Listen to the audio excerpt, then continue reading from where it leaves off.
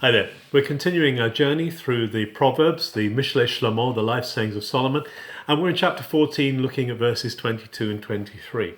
So verse 22 is in the form of a question really, and it's basically saying, isn't it a mistake to do evil? Isn't it a mistake to devise evil plans? What a silly thing to do is really it's saying, and everyone will agree with it. Say, yes, it is silly, but it actually says that for those who are planning good, for those who are directed their efforts toward good, there's going to be, and there's two words go together, hesed for emet, there's going to be covenant obligation, there's going to be grace from God, and there's going to be reliability from God. They're going to experience those wonderful characteristics of God if they pursue the good. And so it's basically saying it's foolish to pursue evil, whereas when we pursue the good things, we're going to experience the grace and the faithfulness of God.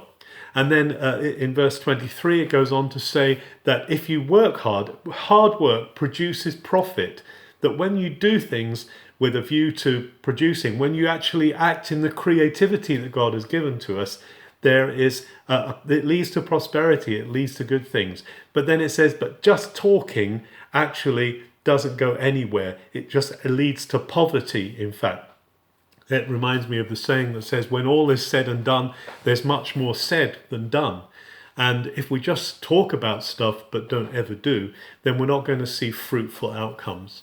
So today, let's make sure that we're pursuing the good, that we're pursuing doing good and learning how to pursue that object, because that leads to the grace of God. And let's also make sure that we're not just talking about things, but that we're actually doing things which will add to our fruitfulness and lead to flourishing. Have a good day.